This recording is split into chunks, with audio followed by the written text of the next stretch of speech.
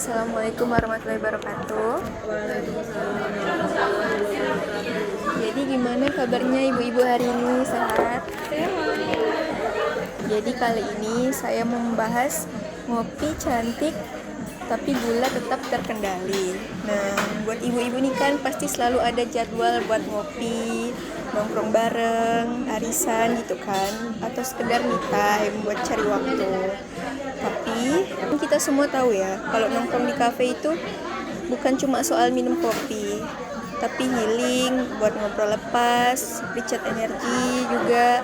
Tapi ada satu hal kecil yang sering kita lewatin, yaitu kayak seberapa banyak sih gula yang kita konsumsi setiap hari gitu. Ada fakta mengejutkan, kayak coba bayangkan segelas kopi susu gula aren tuh, bahkan ini tuh bisa sampai 60 gram per satu gelas. Nah, sementara itu tuh batas aman konsumsi gula cuma 40 gram atau 4 sendok makan per hari. Salah deng, 50 gram ya. Jadi artinya tuh kayak satu gelas minuman manis tuh bisa menghabiskan jatah cuma buat satu hari penuh. Padahal itu kayak belum termasuk makan nasi, kue, sirup gitu dan lain-lain kan, belum lagi cemilan. Kenapa hal ini penting? Jadi di Indonesia itu saat ini memiliki lebih dari 19 juta penderita diabetes. Angka ini tuh dari tahun ke tahun terus bertambah. Kemudian diabetes tipe 2, nih jenis yang paling banyak dialami orang dewasa termasuk kelompok usia 30 sampai 50 tahun. Nah, ini termasuk ke umur ibu-ibu ya. Iya, benar. Ada diabetes nih disebut silent killer, yaitu maksudnya itu gejalanya itu tidak terasa di awal, tapi baru sadar itu setelah muncul kayak komplikasi gangguan penglihatan, luka yang susah sembuh, gangguan ginjal, bahkan penyakit jantung. Kemudian wanita dengan riwayat gejala diabetes nih, kelebihan berat badan atau jarang beraktivitas fisik tuh punya lebih resiko yang lebih tinggi gitu. Terus yang terakhir ada kebiasaan minum minuman manis secara rutin, tuh terbukti meningkatkan resiko resistensi insulin dari waktu ke waktu. Nah, kemudian ada mitos versus fakta.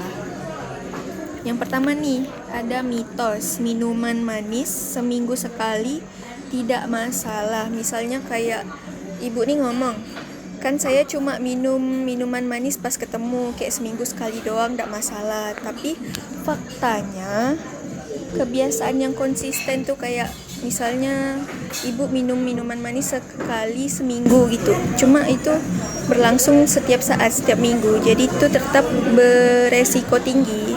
Lalu ada mitos yang mengatakan orang kurus aman dari diabetes, tapi faktanya diabetes itu tidak menyerang hanya dengan berat badan, tapi juga faktor keturunan, usia, pola makan, dan stres.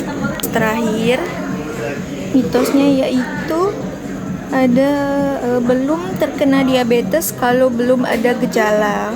Tapi faktanya diabetes yang berkembang selama bertahun-tahun tuh tanpa gejala yang terasa. Kalau bicara diabetes ya, kebanyakan orang tuh lebih fokus ke dampak fisik seperti kondisi jantung atau ginjal, padahal dampak psikologisnya itu juga sering luput dari perhatian.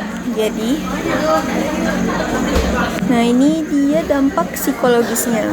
Yang pertama itu contohnya efek gula terhadap mood dan energi. Lonjakan gula setelah minum minuman manis tuh kayak bisa memberi rasa senang sesaat. Namanya itu sugar rush. Yaitu contohnya kayak penurunan energi atau mood yang drastis setelah beberapa jam minum minuman manis gitu.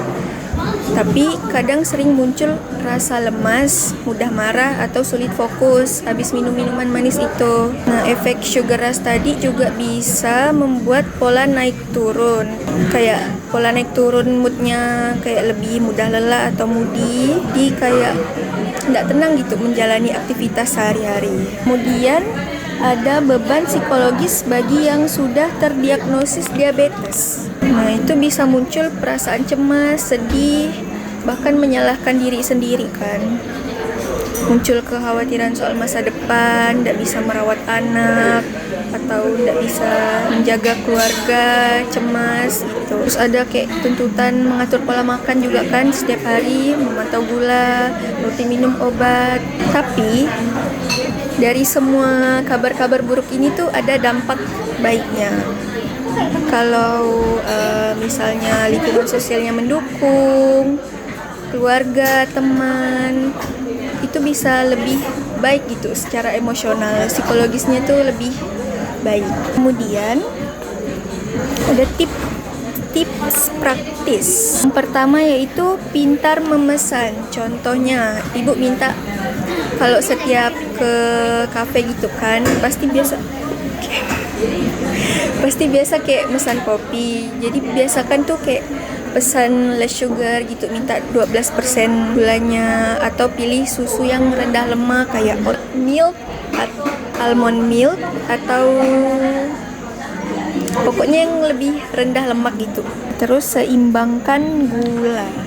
Jadi kayak kalau habis minum minuman manis itu usahakan banyak minum air putih sehabis minum minuman manis tadi. Kalau pesan makanan pendamping, pilih yang gurih atau protein gitu dibanding kue-kue manis atau pastry. Berarti daging boleh? Boleh. Lebih disarankan yang asin. Terus ada bergerak lebih banyak ya. Misalnya kalau habis dari kafe nih, usahakan jalan kaki gitu daripada selalu naik kendaraan. Kalau misalnya tidak jauh, atau ajak sesekali circle-nya untuk ganti agenda, misalnya jalan pagi, tidak usah ke kafe terus. Nah, gitu ya. Ya betul. Itu yang biasa saya lakukan. Yang keempat, pantau kesehatan secara rutin. Nah, usahakan tuh cek gula darah minimal 6 bulan sekali, terutama jika di atas usia 30 tahun.